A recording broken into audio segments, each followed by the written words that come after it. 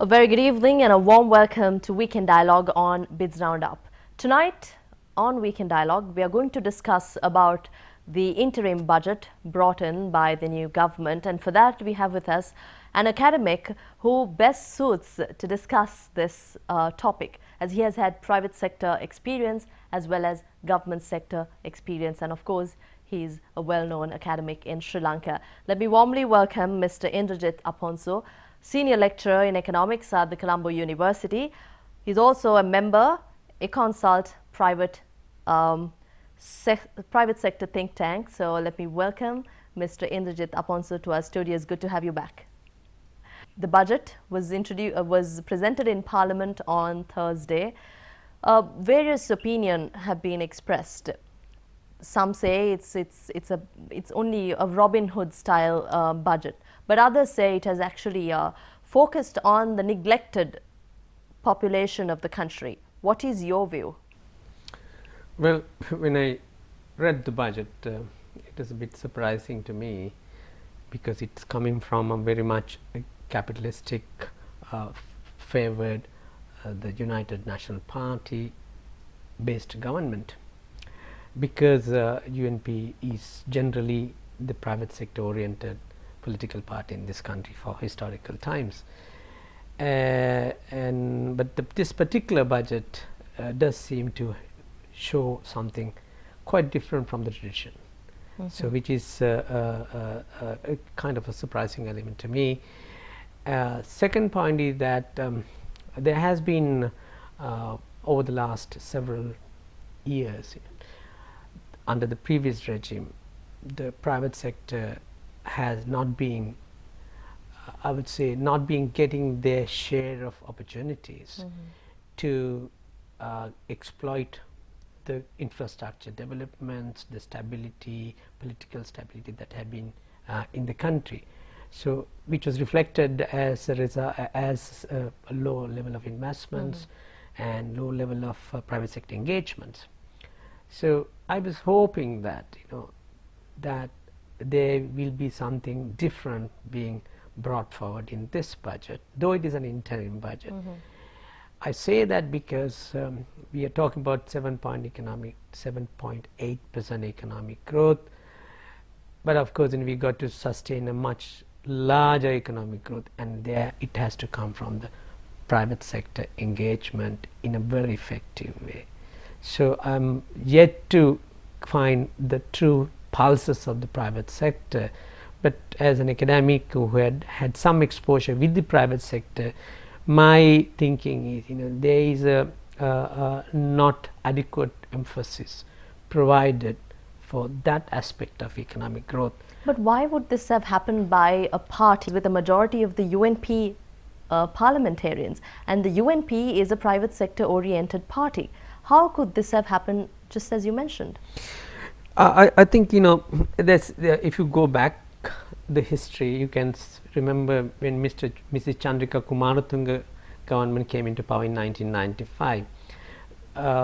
SLFP and the left alliance of the SLFP was very much a socialistic base they were advocating, but there was a shift at that time. That shift was they embrace capitalism in they call it capitalism with human face, so which is social developments but within a market framework. Right. So this kind of robbed the opportunity that the UNP had at that time.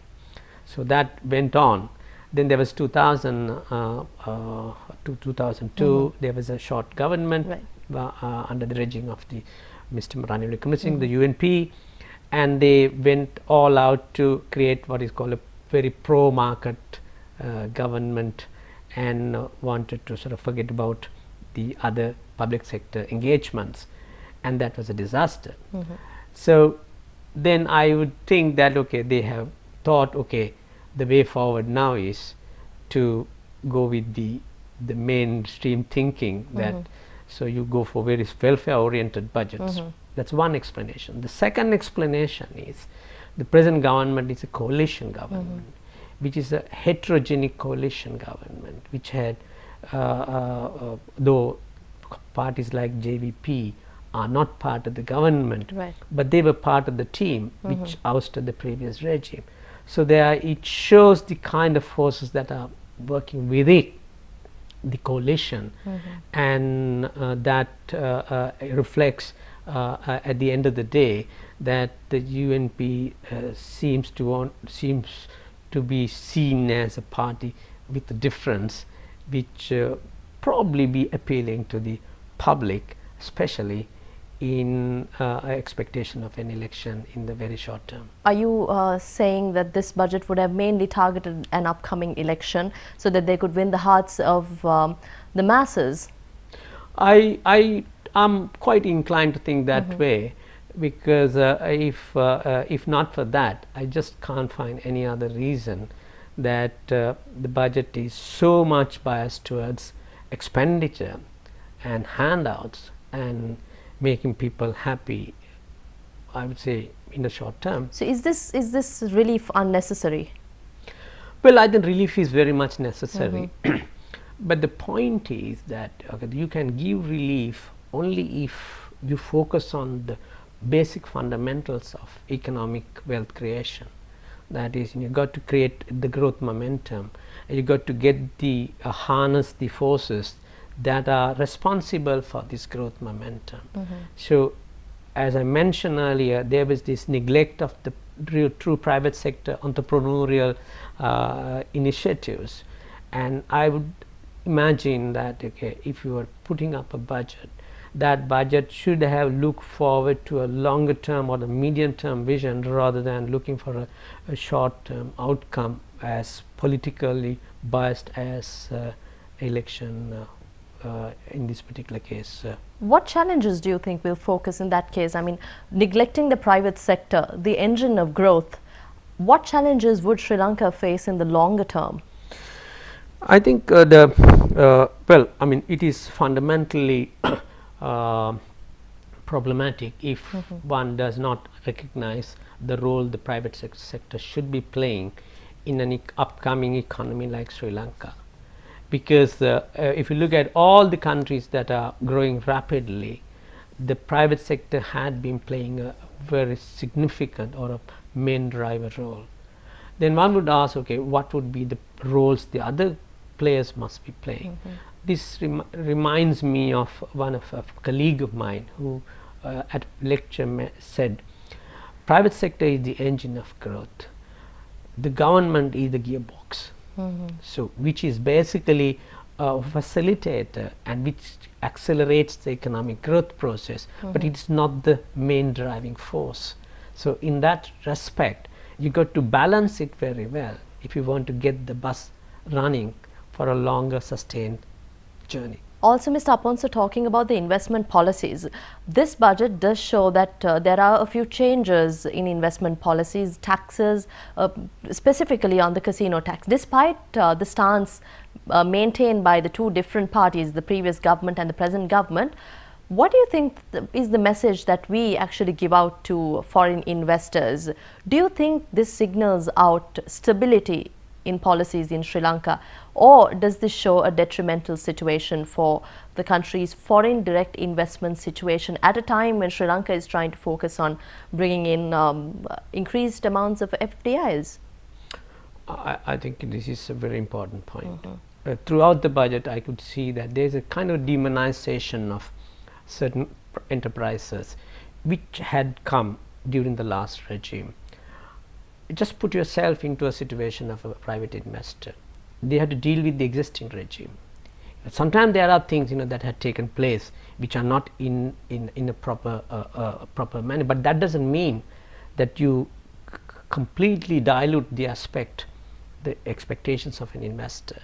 So first, my point is, even if you have to say something, things rectification, you got to handle it with a lot of care, a lot of respect for the investors, because investors have choices.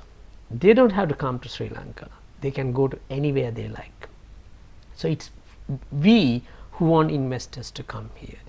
Now take for example, these casinos. I mean, let's talk about casinos. Casinos are not patronized by people in this country, right? But casinos are part of a certain kinds of investments and who are coming to this country and other countries as well. And on the other hand, we have tourism. The tourism also linked to in a certain segments of tourism are linked to this specific entertainment aspect.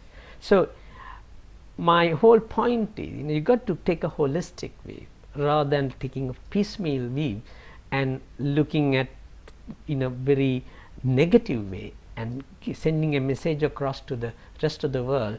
Look, we have these changes, and we do it the way we want without any regard to who has come. So from a foreign investments point of view, I do fear that these kind of changes may have a negative message being sent across the globe for the investors, because any regime that comes in will have a set of policies, and once it changes, another set of policies which an investor cannot accommodate. If we actually analyze the revenue and expenditure of this interim budget, 1.6 trillion rupees expected to be collected as grants.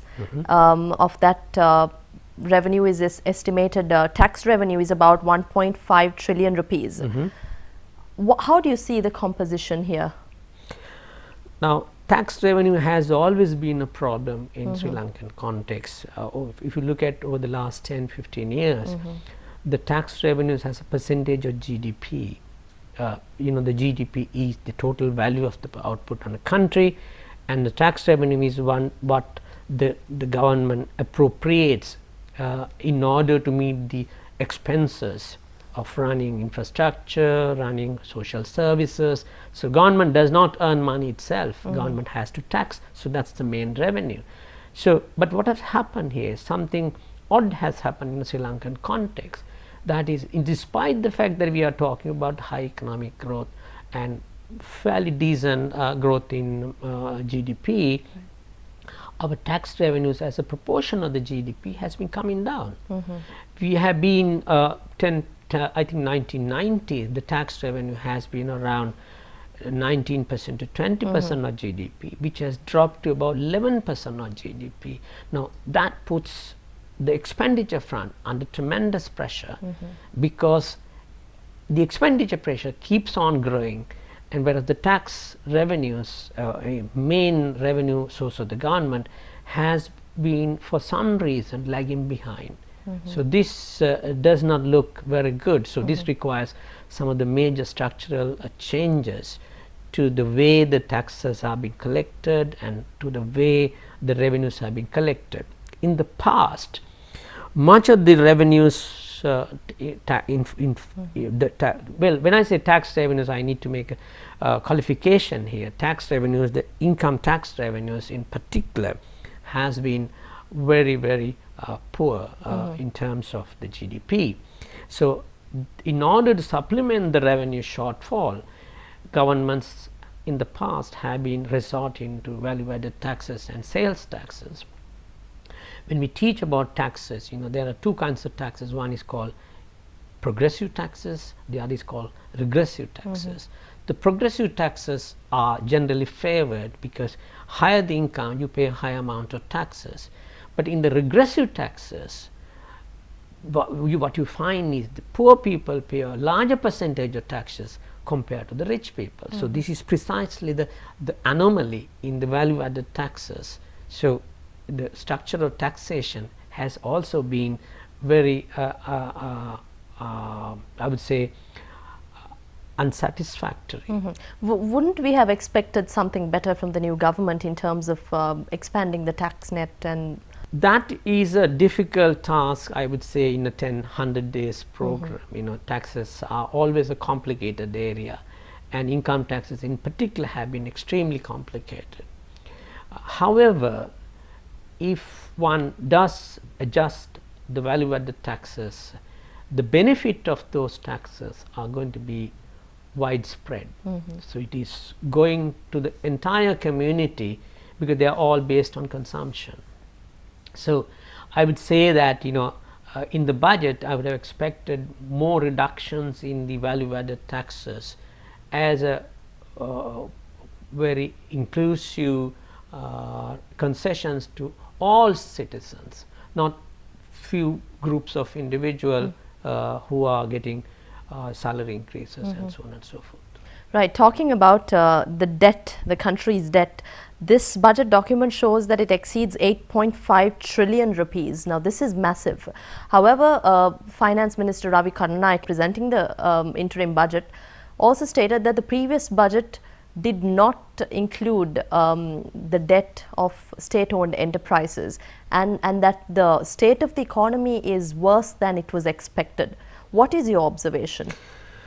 Well, you can bring in there are direct debts that you can calculate, and then there are indirect debts that can be calculated. So it's a matter of how you look at these figures. These are I mean, these are there anyway. One may not have put as the debt the total figure. So it's one's choice. I would imagine that the last government probably wanted to show a lower debt figure. Now, on the other hand, I think the debt to GDP ratio is a barometer for countries outside Sri Lanka in particular, not the people who are inside the country. For them to look at the debt to GDP ratio is to look at how sustainable these debt levels are, how healthy the economy is. Then, so that's one aspect of it. That is, the size of the debt matters to the outside investors and other parties who are lending to us. Second point about debt is, now debt can have different types of debt. There are short-term debts, there are long-term debts.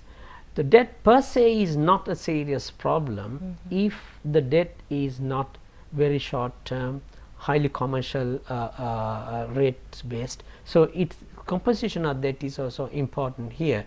But on the other hand, however, how do we look at the debt composition in Sri Lanka now? 8.5 trillion rupees.